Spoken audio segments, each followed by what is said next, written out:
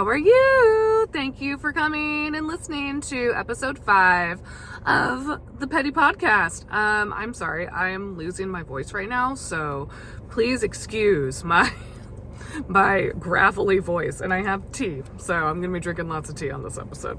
I don't know why I'm losing my voice. I don't know, it's strange. Before I wanted to get into this episode, I just wanted to talk about the Megan Thee Stallion and Klay Thompson situation because I am one of her biggest fans, and I am a girl's girl, even though she's not like one of my friends, but like I represent the girls, and I just cannot believe that she called him out publicly for being a cheater and not wanting to be monogamous after months of dating and like buying properties together. I loved that she dragged him publicly. I think more men who cheated and who do horrible things in relationships should be dragged publicly because that shows a lot of their character. Yeah, some might say it's mean and that's not fair, but I think it's what we need to start doing more. So I unfollowed Klay, and unfortunately, whatever. Go Meg Thee Stallion, you're killing it. We all love you, and I just want you to heal and get better. And I cannot wait for your next album because I know it's going to be good. And then for this episode, the anti-Kkkirk episode, KKK at the beginning there. I wore this Kid Cudi shirt that I got a couple months ago. It's not his like official merch, but it's a painting that he drew. He does his art under the name Scotty Ramone, and so he designed these shirts, and 100% of the proceeds went to families that were impacted by ICE raids. And so I just, that's something I fully support. And I thought it was just, very on theme for today's episode because oh my gosh, I'm so sorry. That sounded so horrible. Okay. And so I kind of came up with this name like during a group chat with like two of my best friends, and I think I typed out anti-Kirk, with the KKK in front, and then one of my best friends was like, "Oh, you should make an episode with that title," and so pretty much this is just going to be my views on Charlie Kirk, my views on his death, my views on how Christian nationalism is completely ruining this country and ruining democracy in our country. So I came up with the name of the episode, and I thought it was so funny and clever because I'm against Charlie Kirk, and also I'm against white supremacy and racism in our country, because it's running like crazy right now. It seems like it's very normalized, which is creepy and unsafe for many people. And then I was also thinking, because after doing some research on Charlie Kirk and his following, his followers see him as Christ-like because he is a Christian, and it seems like they worship him more than Christ himself, especially with his death, because they claim that he wasn't murdered, but he was martyred. No, he was murdered. He was literally just a podcaster and a social media influencer. That's all that he was. He wasn't anyone special. So I was kind of playing about Antichrist too, because they see him as Christ-like. So, and it's just I consider myself a Christian. I became a Christian in high school. I wasn't raised in a Christian household. And what I am seeing right now in Christianity is not okay. I do not agree with it at all. And I know it's not every Christian, because I'm feeling this way, and I know I'm not alone. And it's ridiculous. I don't go to church as much anymore because I don't want to be around people that can make excuses for what's happening and don't see them as problems. I just can't be around people like that right now. I really can't, because it's unfortunately very polarizing. And, you know, I don't have to go to church to be a Christian. So it is what it is, I guess. And just like the Charlie, like, so when Charlie Kirk died, I didn't know who the fuck he was. I had no idea who he was. I had like maybe heard his name or whatnot, but like I am so far removed from conservative media and conservative content that like I just didn't know who he was. But when I saw on the TV that he was shot, I was like, oh, that's the guy that South Park makes fun of. Because I remember the drawings of him. He had this huge balloon-shaped head that looked like almost like about a pancake face. And then they had, like, they would always have his, like, tiny teeth and, like, his scary gums like this. And I was like, oh, it's that guy. And so, you know, I knew just, you know, from the news reports that he was, like, a conservative influencer. And so I looked, you know, I did some research on him and everything, and I was like, this guy was bad news. I'm like, what? I don't care that he's dead, you know? Like, I don't care that he's dead. And it was like, it was just so funny, because like, you know, everyone was like, oh, we shouldn't celebrate death or whatever, but it's like, if like a leftist politician or influencer died, you know the conservatives would be doing the same shit. And it's just like, I don't know, it's just the hypocrisy of it all is amazing. And like, I have never seen white men so afraid for their lives, because it finally happened to one of you, you know? It finally happened to violence against a straight white man. Yeah, I know. Isn't it crazy to see violence against someone that looks like you? Yeah, it's a crazy thing, you know? And yeah, it's just like, and then I learned about his whole thing, the Turning Point USA that he started, and I like love their abbreviation, TPUSA, because I always say TPUSA. I don't know, oh gosh, I wish I remembered his Instagram handle. Someone who makes fun of like TPUSA, like called it TPUSA, and so whenever I hear it, that's how I pronounce it. So TPUSA, yeah, like really good abbreviation for your company there. And it's like, it was just crazy, because he is nothing but a social media influencer, and then his death was treated like a politician died. Flying flags at half-staff, having insane funerals for him. And there was like fireworks, and like now his like wife is all over the place. Miss Kkkirk. She ain't grieving, whatever. But it's just like, it's insane what it caused. Like what this movement caused. And he's just racist, homophobic, and sexist, like completely against everything that I believe in. And like he just dehumanized people that were against his ideas as well. And it's insane. And like he, you know, he got young people in particular involved in politics, because, you know, being on social media and everything, like he kind of was unfortunately, like the first like political influencer. Like that's kind of like when they were getting on the scene more.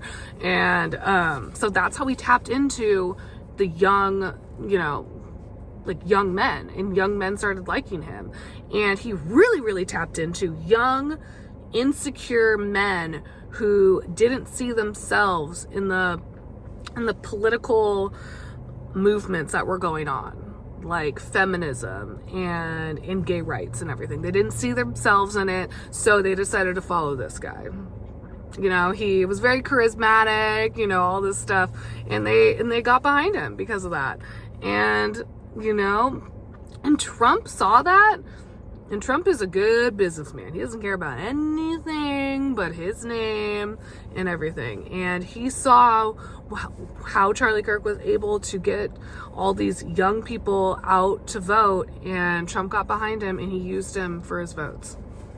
And it's just kind of ridiculous. And then when he died, like, Trump in his whole, I call it a regime. I want to call it a regime. Whatever. The Trump regime, the MAGA muffin cult, whatever, just like got behind it and just ran with it full force. And it caused so much divide between people. And like to the point where like if someone said they don't agree with Charlie Kirk and they don't care that he died, that people would get fired for it. It's like insane. Like, how is this free speech? How is this free speech? Because, you know, the group of people that are all about free speech and everything, it's insane. And like, he encouraged the Capitol riots too.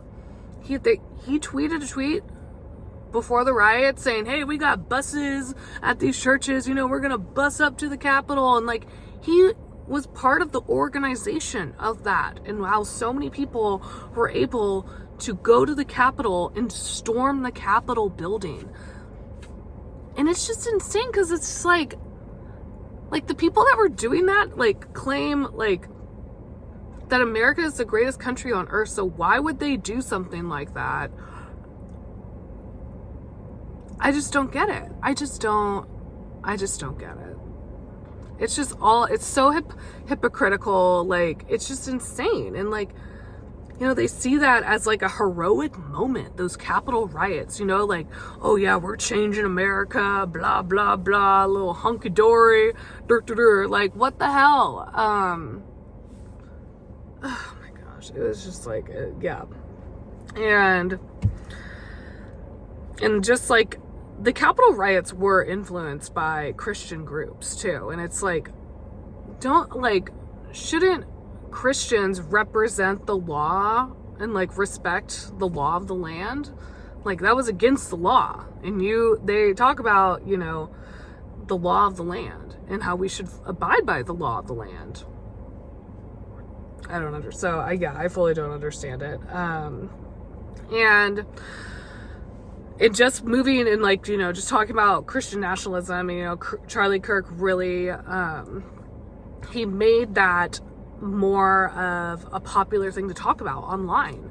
And I truly believe that Christian nationalism is what is the problem in this country. I believe that it's like, democracy could be ruined by Christian nationalism if it becomes bigger than it already is. And it's basically it's a political movement that is tied to Christianity, to religion.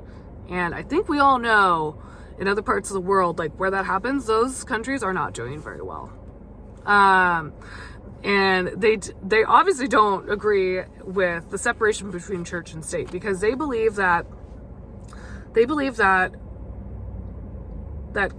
the U.S. was founded on Christian beliefs, that Christians founded America.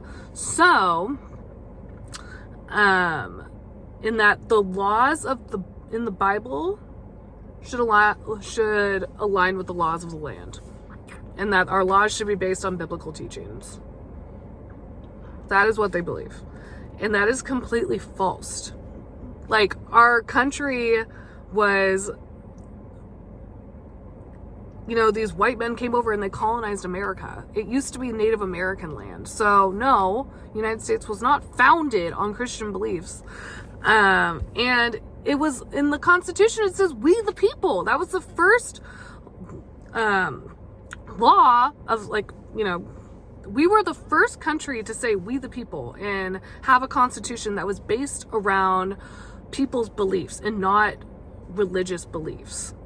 So it was not founded. It was influenced by Christian beliefs. And it's a very like emotional response to the fate of our nation, I believe, because they are so emotionally tied to Christianity because that's their religion, and then believing that, you know, by saving America, they're going to be in favor with God. And it's like their calling in life is to save America. And that's why they become so radicalized. And it's completely, and it's more powerful than it's ever been, honestly. Like, I mean, just with social media, and like, you're able to because they are a minority of beliefs. Like, I live in California and I live in the Bay Area. So, I mean, I don't see this, like, it's culturally, like, I don't see it as much culturally as like other parts of the country, but like, they're definitely a minority. They are, like, most of America does not agree with, sexism and racism and homophobia. Like, most Americans, don't believe in that. They believe that's wrong. Those are all wrong. Those are all bad things. But they were Charlie Kirk especially, like, they're a well-organized minority because they separate themselves from the rest of society, because the rest of society is sinful to them. It's secular, it's sinful. We should separate ourselves from that. And that's why, there's all these Christian media companies now, like TPUSA, and, they control the content. They're able to have all this Christian content that is against secular content. So you're able to bring all these people together, that's quote unquote believe in the same thing. And I truly believe that more Christians are now taking in Christian content over actual Christian teachings, over actually opening their Bible and doing Christian teachings themselves. No, they are taking, their beliefs are being based off of Christian content. And that's dangerous. If the content is saying that America is in danger and that we need to come together to save America, and then here comes Trump saying, oh yeah, we want to make America great again, they're going to see him as like a saint. So, and they do see him as a saint in some way. And they did see Charlie Kirk as a saint in some way. And it's completely ridiculous. So I do not believe Christian nationalism is Christian whatsoever. It's, instead of like Christian values, it's just about Christian power. It's just about Christianity dominating over our country, when that is not Christian at all. Like, they take violent parts of the Bible and then they use those violent verses in the Bible as teachings when they are out speaking publicly, and they're picking apart the Bible and choosing which parts agree with their views. But that's not, like, you have to see it as a whole. And as a whole, that is not what Christianity is. Christianity is about, most importantly, loving God and loving your neighbor. And that is not loving your neighbor whatsoever. And it's just, and the fact that Trump is like their Lord and Savior now is ridiculous. Trump is a businessman, first and foremost. And he does not care about anyone but himself. He's a complete and utter narcissist. And now he's a lunatic. And he saw this group of people, these Christian nationalists, these Republican Party, and he's like, those are the people that I can influence the most, because they're looking for someone like me to save them from the Democrats, from the secular people, from the liberals, and so he, they were like, the Christians did not like Trump in the beginning. They were against him because he was so anti-Christianity. And then all of a sudden he just marketed himself perfectly towards them, and then they got behind him, especially with all the assassination attempts on him. They were able to see him as, oh, he is like the savior of America. He is going to make America great again. And then essentially he almost became like a televangelist to them. And it became so closely tied with their values and like all this. And it's just, yeah. And And he created this cult now called MAGA, the MAGA muffin cult. I like to call MAGA people MAGA muffins. I just think like that's so funny. Like it's such like a humorous way to like call out a group of people. And I think it's like really innocent, like MAGA muffins, you know? Whatever. Yeah, they're gonna get mad at it though. Oh, yeah. So he basically, Trump was able to give them a microphone, give them a louder voice than they have ever had before. And it's scary. Like, it is scary what I hear and like what is normalized and like what politicians are saying nowadays. I'm just like, where is this country going? And so they, you know, they can't get so how they are going to ruin democracy is that they're going to get their MAGA leaders into politics, which they are now. This is currently happening, and it's going to keep happening if we don't get out and vote. Where's my pen? It's all the way on the side. 1 second. Here it is. Vote. And we gotta vote. That's the thing. Our democracy depends on it, because they're not going to get the popular vote, but they can get into political seats and change laws. And they will do it too. They are doing it. They are. I don't know why I keep saying will. They are doing it currently. And it's just like, what happens if Christian nationalism becomes even bigger than it already is? Like, what happens to the people that don't agree with it? Sounds awfully similar to the Nazi regime. If you didn't agree, you died. So, if you didn't look like, you know, what Hitler said you should look like, the blonde hair, the blue eyes, and all that, like, you died, basically. You got sent to a concentration camp.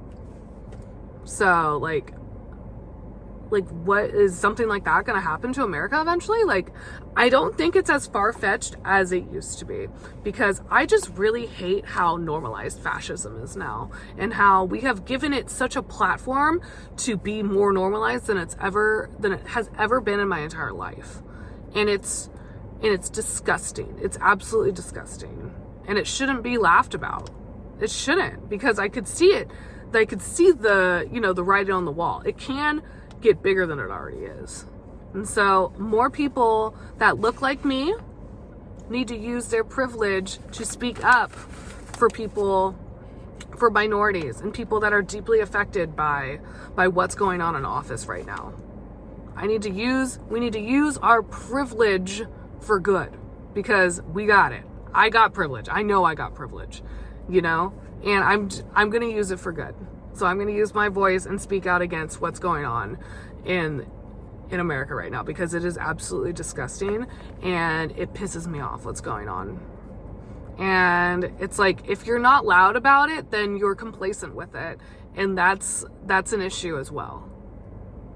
And so democracy and nationalism cannot exist. They cannot exist together. So I'm going to choose democracy first. And yeah, we just need to be loud about it. And that's why I kind of created this podcast, because I can use it as a platform and hopefully get to just more people than, just, people that I'm friends with on Instagram. And I'm gonna, do more episodes around like what is happening and, the things that I learned, as someone who, I used to claim to be like more moderate in my political views, but, just like as time has gone on and, I've had more life experiences, and I've gone more to the left than I was, because it's just like, I just don't like to see people hurting. I don't like to see people in pain and hurting financially. It's like, it breaks my heart, and I want to do what's best for the people in my country and my community and around me. So yeah, like, just stand for something, okay? Stand for something. And so because I am a lover of diversity and everything, next Tuesday is Cinco de Mayo, and so I'm calling the episode "Don't Say Cinco de Drinko," and it's gonna just be because I work in the beverage industry, and so I'm gonna talk about where Mexican wine. I'm gonna talk about tequila. I'm gonna talk about mezcal. And just it'll just be like a fun learning episode if you don't know about it, or if you love tequila or mezcal, send me a comment about it, about why you like it. And please comment on this episode, because I know this is a really heavy episode for me to speak on. And put in comment on what you think that I said, or what hey, if you don't agree with it, yeah, be my guest, go in the comments. I love it. And so yes, please engage with my content. That's how I want to get a real true grassroots following. And so engaging with my content, liking, sharing, commenting, that the algorithm likes that. So that's just what I ask of you guys, who my lovely listeners. If you agree or don't agree, I don't care. Engagement is engagement. So yeah, that is this episode, and next week will be the episode "Don't Say Cinco de Drinko." And please follow, comment, subscribe to the Petty Podcast Official. I post episodes every Tuesday evening, and yeah, so I hope you have a great rest of your week. Bye-bye.